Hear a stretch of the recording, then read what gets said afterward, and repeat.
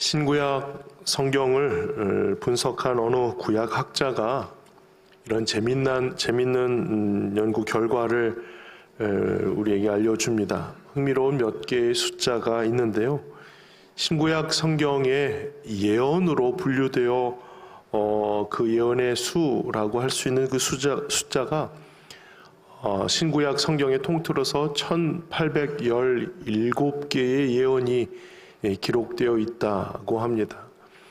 구약에만 해도 1239개의 예언의 기록이 있고요. 또 신약만 해도 578개의 예언이 기록되어 있습니다. 그 모든 예언이라고 할 수 있는 것을 일일이 분류해서 숫자화 한 것도 참 놀라운 일입니다. 그 중에서 또 특별히 메시아가 이 땅에 오실 것을 예언한 메시아 탄생의 예언이 136개나 됩니다. 그 중에서도 여러 가지 예언들이 많지만 메시아 예언이라 할 수 있는 대표적인 몇 개의 예언들, 메시아가 베들레헴에 탄생하는 미가서의 예언이나 나귀 새끼를 타고 입성하는 것 은 30개 팔리겠다는 스가랴의 예언이나 또 메시아의 손과 발이 십자가에 달릴 것을 예언했던 시편의 예언 등 모든 예언에 대한 일들이 다 적중될 확률이 얼마나 될까, 또 이것도 포함시켜 놨습니다. 과연 예수님에 대한 여러 예언들이 있을 거 아니겠어요? 그 예언이 한 사람에게 다 이루어질 확률이 얼마나 될까? 몇 가지는 예언이 되었지만 이루어지지 못한 것이 있을 정도의 그런 확률이면 조금 더 높겠지만 모든 그런 예언들이 다 적중할 확률은 10의 17승, 그러니까 0이 17개 분의 1이나 되어야 겨우 그 확률이 있다라고 얘기할 정도니까요. 그러니까 이것은 무엇을 의미하냐면 한 사람에게 이와 같은 일이 모두 일어날 가능성은 없다는 거예요. 그런데 그 가능성이 없는 것에 이제 예수님께서 그런 모든 일들을 이루게 되셨으니까 지금도 이런 형식의 변증가들이 예수님의 탄생과 죽으심, 부활하심에 대한 그 모든 예언이 숫자적으로도 확률적으로도 이와 같이 이루심이 되었다라고 하는 변증을 이어가고 있는 중입니다. 그러니 예수님의 탄생이 사실이고 또 우리를 위해 오신 그 구주의 오심이 이와 같음을 계속해서 증거하려고 하는 이들의 시도가 지금까지 계속되고 있다라고 생각하시면 좋겠습니다. 그런데 여기에 또 다른 예언의 말씀들이 있죠. 그것은 메시아에 대한 예언이지만 메시아 이외에 메시아를 준비하는 이에 대한 예언도 함께 있다는 것입니다. 여러 다양한 말씀들이 있지만 특별히 대표적인 말씀 한 개가 말라기 3장 1절입니다. 만군의 여호와가 이르노라, 보라, 내가 내 사자를 보내리니 그가 내 앞에서 길을 준비할 것이요 또 너희가 구하는 바 주가 갑자기 그의 성전에 임하시리니 곧 너희가 사모하는 바 언약의 사자가 임하실 것이라. 이 말씀은 하나님께서 예비하신 사자를 미리 보내실 것이라, 그의 앞에서의 길을 준비할 예비된 선지자를 보내시겠다라고 하는 말씀의 예언이고, 이 예언이 바로 세례 요한을 지칭하는 것이라고들 얘기합니다. 뿐만이 아니라 말라기 4장 5절에 보면 보라, 여호와의 크고 두려운 날이 이르기 전에 내가 선지자 엘리야를 너희에게 보낼 것이라. 이와 같이 예언함으로 그 보내신 길을 예비할 예비할 세례 요한이 바로 선지자 역할을 감당해야 할, 하나님의 뜻을 분명하게 증거할 선지자임을 분명하게 선언하고 있습니다. 400여 년 전 말라기를 통해서 선언한 선지자에 의해 주의 길을 예비할 자, 하나님께 돌아오는 엘리야의 심정과 그 능력으로 사명을 수행할 자가 이르게 될 것이라 라고 예언된 이가 바로 오늘 우리가 본문을 통해서 알게 되는 세례 요한입니다. 그의 출생과 그 출생에 대한 예언, 그리고 그 사명에 대한 말씀이 오늘 누가복음 1장에 기록되어 있습니다. 그래서 천사가 일러준 대로 그의 이름을 집안 대대로의 이름의 명칭인 사가랴가 아니라 요한이라, 우리 때에 이런 이름을 쓴 적이 없는데 의아한 주어진 이름을 짓게 되고 사가랴가 입이 풀리게 되죠. 그런 기적의 이야기들로부터 시작해서 그 사가랴가 하나님의 이 땅에 허락하신 구원의 기쁨과 감격이 이 아이를 통해 잘 준비될 것을 노래하는 그와 같은 찬송의 고백이 오늘 누가복음 1장 후반부에 기록되어 있습니다. 이 사명을 감당할 선지자로서 주의 길을 예비할 사자가 바로 사가랴가 아들로 낳은 그 요한이라고 하는 겁니다. 그러니 요한에 대한 예언이 이와 같이 성취되었고, 요한의 이와 같은 예언의 성취는 메시아가 이제 오실 것이라는 구약의 다른 여러 예언들의 성취의 시작이라고 보았던 것입니다. 이 세례 요한에 대한 예수님의 평가가 마태복음 11장에 나오는데요. 세례 요한은 선지자 중에 큰 인물이고 뛰어나다라고 표현하셨습니다. 그 예언이 기록된 부분이 마태복음 3장에 그 예언의 내용이 기록되어 있는데요. 여기서 요한은 이제 오신 예수님, 그리고 앞으로 다시 오실 예수님에 대한 정확한 예언을 하였습니다. 그 첫 구절이 회개하라, 천국이 가까이 왔느니라 라는 고백이에요. 그 천국으로 오신 예수님과 다시 오실 그 예수님이 천국으로 임하실 것이라 라고 하는 것이 바로 예수님에 대한 정확한 표현이라는 것이고요. 이 천국으로 오실 예수님에 대한 사람들의 마땅한 반응은 회개함으로 시작이 된다는 겁니다. 회개라고 하는 것이 우리가 흔히 생각할 때 내 실수를, 또 잘못된 부분들을 돌이키는 것으로의 그런 회개가 아니에요. 여기서 말하는 회개는 전적으로 타락하고 하나님으로부터 완벽하게 벗어나버린 인생에 대한 철저한 돌이킴의 소망을 갖게 되었다는 선언과 같은 겁니다. 그러니 단순히 어제 거짓말했는데 잘못했어요 정도가 아니라 죄악으로 인해 죽을 수밖에 없는 영혼들에 대하여 회개하라 선언을 하신 거예요. 그 영혼이 회개할 수 있는 것은요, 여러분 우리 잘 아시지만 진정한 회개는 우리 스스로가 이루어낼 수 있는 게 아니에요. 우리가 완성되는 게 아니에요. 회개라는 것은 하나님 앞에 죄를 통회하고 또 용서를 구하는 일 아닙니까? 중요한 것은 용서를 구하는 것이 회개가 아니라 그 회개함으로 인해서 용서를 받는 것까지가 완성이라는 거예요. 그 중요한 것은 용서를 해 주실 리가 허락을 해 주셔야죠.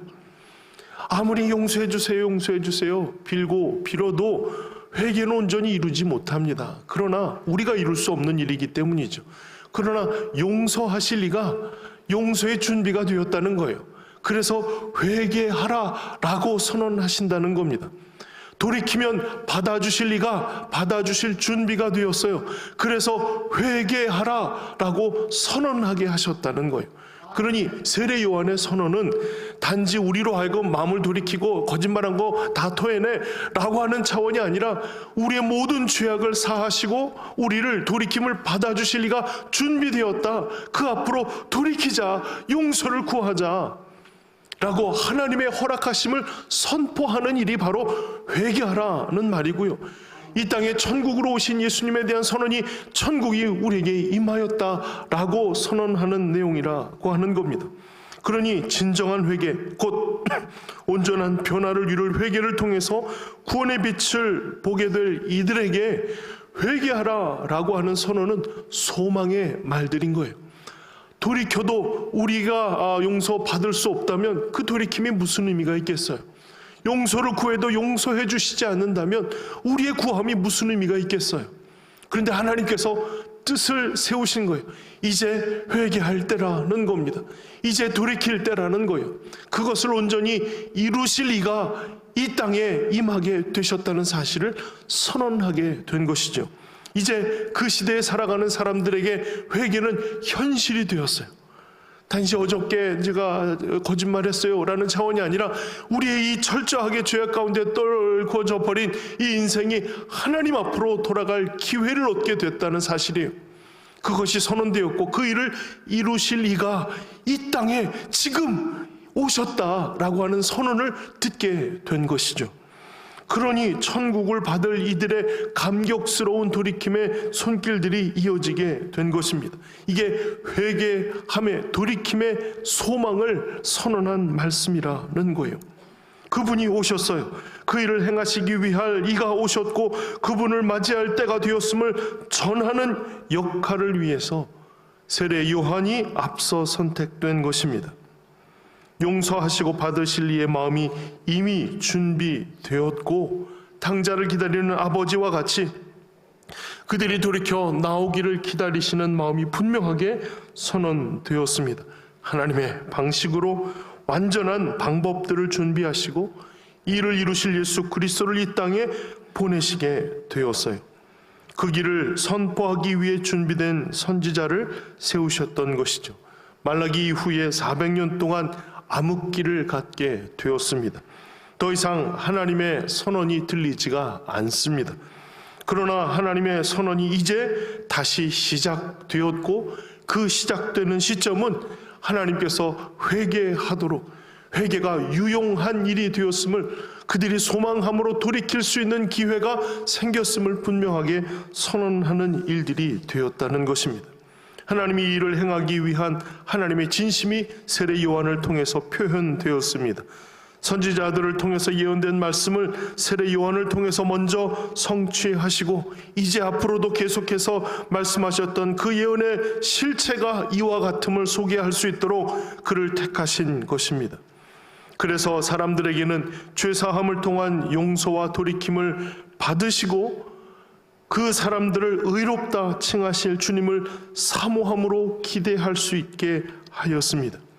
이것은요 단순히 자잘한 여러 문제를 해결할 해결사 정도가 아니라 우리를 완벽한 멸망에서 또 우리가 무너져버린 자리에서 또 우리가 죄로 인한 압제 속에서 온전한 의로움으로 우리를 부르시고 생명으로 나아갈 수 있도록 구원하시는 구원자를 기대하게 하시는 거예요. 그러니 사랑하는 성도 여러분, 세례 요한의 역할은 이제 현실 속에 임하신 구원의 주를 소개하는 일이고 그 때가 되었음을 선포하는 일이었어요. 그 약속이 이제 세례 요한의 선포함으로 실체가 되었다는 사실을 깨닫게 되는 일이죠. 그토록 그들이 듣고 소망하고 대망하였던 그 메시아가 이제 실체가 되어 우리 가운데 오심을 보게 되었다는 것입니다. 이것을 통해 세례 요한을 준비시키셨고 특별한 방식으로 세례 요한이 이와 같이 준비되었음을 선언하게 되었습니다. 그러니 사랑하는 성도 여러분, 지금까지 계속 예수님의 탄생에 대한 이야기를 해오며 우리가 계속해서 반복하며 또 마음에 새겨야 할 하나님의 모습은 하나님은 결코 약속한 일을 허투루 우리에게 말씀하지 않으시고 또 잊으신 채로 그것을 잊어버렸다 넘기시지 않는다는 거예요. 약속을 하셨다면 반드시 이루실 분이시기에 그 약속의 말씀들을 오히려 우리가 의심하거나 허투루 취급해서는 안 된다는 것입니다. 그러니 한 말씀 한 구절 구절마다 그 말씀을 읽을 때마다 묵상할 때마다 우리의 마음 깊은 곳에서 하나님의 은혜가 이와 같이 선포되었음을 깨닫도록 그 읽는 말씀들 속에 분명한 하나님의 뜻을 발견할 믿음의 눈이 띄어질 수 있도록 위하여 기도하며 그 말씀을 사모해야 할 것입니다. 그 말씀 한 구절 한 구절에 별 뜻 없이 흘러가는 말씀이 아니기에 오늘도 나를 향하시는 하나님의 약속과 의미가 분명함을 깨닫고 믿음의 눈을 떠서 그것을 분명하게 깨달아서 그것을 기억해서 그 말씀이 적용되어야 할 삶의 현장에서 그 말씀이 드러나는 일들을 감당할 수 있도록 우리에게 용기와 힘을 주시기를 위하여 날마다 우리는 말씀을 대면하는 일들과 그 말씀을 믿음의 눈을 떠서 사모하도록 기대하며 나아가는 일들을 반복해야 할 것이라 하는 것입니다. 그래서 사도 바울의 고백처럼 내 안에 사는 이가 예수 그리스도시니 나의 죽음도 유익함이라. 내가 사나 죽으나 나는 주님의 것이라 외쳤던 그의 고백처럼 내 삶의 유일한 구원자 예수 그리스도를 향한 온전한 믿음의 고백을 시작할 수 있기를, 그 은혜의 고백을 말씀을 통해서 깨닫게 되기를, 그 깨닫는 말씀이 적용되어질 믿음의 현장으로 담대히 나아갈 수 있기를 주님의 이름으로 축원합니다. 그러면 오늘 우리가 읽었던 말씀을 통해서 우리는 무엇을 깨달을 수 있을까요? 다시 한번 76, 77절을 제가 읽겠습니다. 76, 70절을 제가 읽겠습니다. 이하여 내가 지극히 높으신 이의 선지자라 일컬음을 받고 주 앞에 앞서가서 그 길을 준비하여 주의 백성에게 그 죄 사함으로 말미암는 구원을 알게 하리니. 이것은 세례 요한에게 부여된 사명의 일들이에요. 물론 우리는 세례 요한과 같은 삶을 살지는 못할 것입니다만은 그에게 부여된 사명이 오늘도 우리들에게 요구되는 하나님의 삶임을 기억해야 할 필요가 있는 거예요. 그 일이 무엇인가 하면 바로 그를 선지자라 칭한 일이고 주 앞에 앞서가서 그 길을 준비해야 할 일인 것이죠. 여러분, 이 76절 한 구절만 해도요, 벌써 앞에라고 하는 조사가 4이나 붙었어요. 선지자도 미리 알게 하는 자이고요, 앞에 앞서가서 이것도 먼저 보낸 것이고요, 앞에도 앞에서의 의미를 이야기하는 것이죠. 이 모든 일들이 바로 세례 요한을 통해서 주어진 사명이라는 거예요. 그러니까 앞에서 해야 할 일인 것이죠. 곧 오실 주님, 곧 그것을 성취하실 하나님의 구원을 앞서 행하고 일하는 자라는 겁니다. 물론 주님은 우리와 세상 끝날까지 함께 계신다 하였습니다. 함께 계신다는 것은 동행하신다는 의미일 거예요. 그러나 그보다 한 발 앞서서 우리를 보내시는 이유는 우리를 통하여 하나님의 일들이 준비되도록, 그것을 분명히 선포하며 보고 알 수 있도록 우리를 먼저 보내신다라고 하는 일입니다. 그의 사명이 오늘날 우리들에게 적용될 수 있는 일이에요. 우리는 주님의 말씀에 앞서 나아가는 사람들이 되어야 할 줄로 믿습니다. 그것은 우리를 보내시는 믿음의 현장은 날마다 하나님께서 우리와 동행하셔서 우리를 보내시는 자리가 되는 일이에요. 우리는 우리의 뒤에서 백그라운드가 되어주시는 주님을 믿고 신뢰하면서 내 뒤에 오시는 이를 보라 라고 증거하며 그와 같은 삶을 살아가는 일이 오늘 우리들에게 맡기신 주님의 사명이라는 겁니다. 또 한 가지, 그 77절에 주의 백성에게 죄 사함으로 말미암는 구원을 알게 하다라는 겁니다. 하나님의 구원이 그 죄 사함을 통해서 우리에게 주어졌다는 사실을 우리로 하여금 알도록 우리에게 전해 주는 일이 바로 세례 요한에게 주신 사명이에요. 그것을 알도록 주는 일이에요. 그러니 그것은 나에게 경험된 구원의 일이고, 그 경험된 구원의 일들은 반드시 누군가에게 전달되도록 하나님께서 우리를 통해서 일하시는 하나님의 진행 방식에 따라 우리의 삶이 이어져 간다는 뜻이죠. 그렇다면 사랑하는 성도 여러분, 하나님은 우리를 보내시고 우리로 하여금 마땅히 들어야 할 우리가 경험한 구원의 소식을 나타내게 하시는 거예요. 그 현장, 그 은혜의 자리가 어디인가, 또 주님은 우리에게 어떠한 일들로 우리의 삶을 격려해 주시는가. 78, 79절이에요. 이는 우리 하나님의 긍휼로 인함이라. 이로써 돋는 해가 위로부터 우리에게 임하여 어둠과 죽음의 그늘에 앉은 자에게 비치고 우리의 발을 평강의 길로 인도하시리로다. 아멘. 하나님이 우리를 긍휼히 여기셨어요. 내치셔도 될 일이었지만 긍휼히 여기시고 약속하셔서 꼭 그 약속을 이루셔 우리에게 구원해 주시기로 약속한 그 말씀들을 온전히 이루셨죠. 이 귀한 동기가 바로 하나님의 긍휼 때문이라는 거예요. 그 긍휼하심으로 인해서 돋는 해라고 했는데요, 그것은 마치 그 빛으로 모든 어둠과 두려움을 벗기시고 찬란한 아침의 기쁨, 밝음, 삶의 환희를 일으키시는 예수 그리스도 주님을 의미하는 일이에요. 그 주님이 마침 아침 해가 돋아서 그 빛을 쏟고 온기를 쏟아내는 것 같이 우리에게 임하실 것이라는 겁니다. 사랑하는 성도 여러분, 우리가 결코 앞서서 행하는 일은 홀로 행한다는 것이 아니에요. 주님과 함께 그 길을 걷고 주님이 보내시는 자리에 서는 일이죠. 내 뒤에서 내 힘이 되어주시는 주님은 빛으로 내게 임하셔서 그 밝음과 삶의 환희를 일으키시는 놀라운 일들을 행하게 하시는 일이에요. 내 안에 빛으로 오신 예수님이 임하신 거예요. 내 안에 그 빛이 있고 그 빛으로 내 삶에 살아가는 모든 삶의 자리를 향하여 나아갈 수 있게 된다는 것입니다. 그곳에서 만나는 사람은 어둠과 죽음의 그늘에 앉은 자들이에요. 여전히 그 빛을 필요로 하는, 그 빛이 임하심을 보아야 하는 그 어둠과 죽음의 그늘 속에서 헤매이고 갈등하고 힘들어하고 어려워하는 백성들을 보게 하시는 거예요. 그곳으로 나아가 그 빛으로 임하신 예수 그리스도의 빛을 비추는 일입니다. 그리고 그 발이 걷는 곳곳마다 평강의 길로 인도해 주신다는 약속을 주신 것이죠. 그러니 그가 비록 낙타 가죽을 입고 또 석청을 먹으면서 광야를 헤매이는 그런 불규칙한 삶을 살아가는 것처럼 보이지만 그 발은 결코 어둡고 희망이 없는, 소망이 없는 절망의 삶이 아니라 평강으로 인도하시는 걸음이라는 거예요. 그러니 담대히 어디든 나아갈 수 있는 것이죠. 사랑하는 성도 여러분, 빛이 있어야 어디든 갈 수 있어요. 두려움의 자리, 어두움의 자리, 힘겨운 자리, 아픈 자리, 두려움의 자리 어디든 고사하지 않고 담대히 나아갈 수 있는 것은 내 안에 빛으로 오신 예수 그리스도께서 나와 함께 하심을 깨닫기 때문입니다. 사망의 음침한 골짜기가 어디예요? 또 그 광야라면 어떻습니까?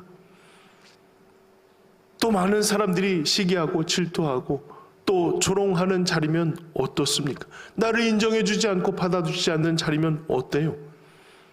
빛을 비추어야 하는 자리에 보내시는 자리에서 우리는 내 안에 계신 예수 그리스도의 빛으로 그들 가운데 구원이 임하였음을 선언하는 주님의 영광스러운 직분을 감당할 일에 큰 기쁨을 갖게 되는 거예요.